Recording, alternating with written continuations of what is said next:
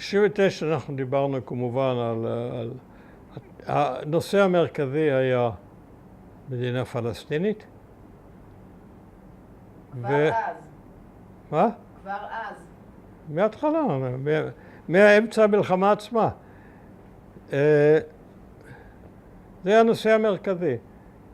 ו-69 חיילים כבר היו בבית, והמצב נורמלי כאילו, עם הכיבוש הנאור. כיבוש נאור, זה גם היה מושג כזה.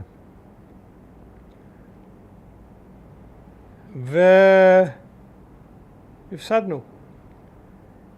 לא, סליחה, 69. 73 הפסדתם, ממש מתבלבל. לא, להפך, אנחנו הצלחנו. הצלחנו והכנסנו חבר הכנסת שני, שלום כהן.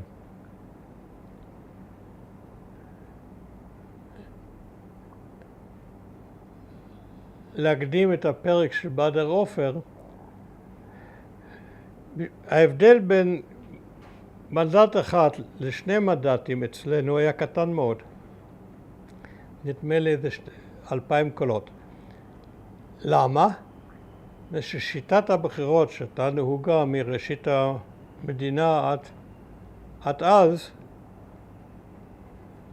הייתה נורא פשוט. לוקחים את תוצאות הבחירות, רואים מנדט מלא.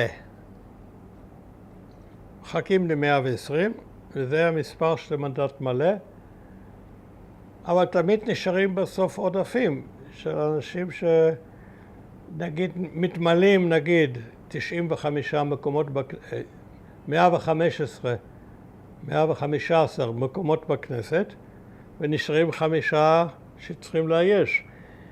ולמפלגות יש עודפים, אחרי שמילאו את המכסה בשביל נגיד 10 חברי כנסת, נשאר להם עוד עודף.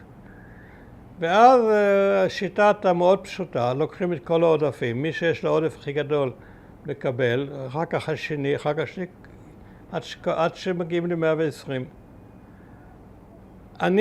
כשאני נבחרתי ב-1965, אני נבחרתי, אבל נשאר עודף גדול.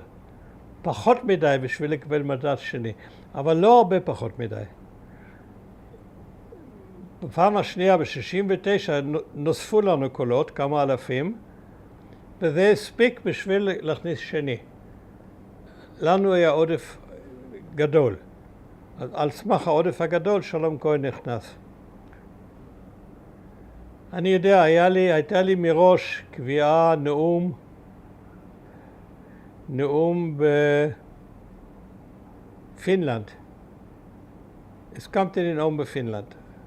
איזשהו מחנה של הדור הצעיר. ובדרך עברתי בווינה ונאמתי גם כן איזשהו נאום גדול.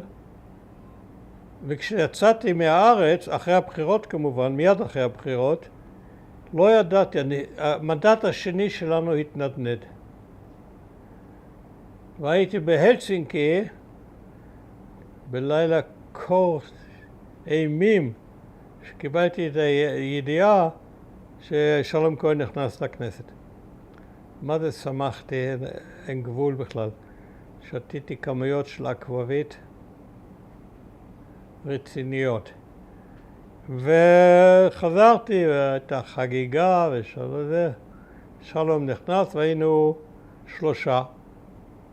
אני, שלום כהן ואמנון זכרוני שנשאר בתור יועץ פרלמנטרי. עדיין היחיד נדמה לי בכנסת. והייתה שמחה גדולה.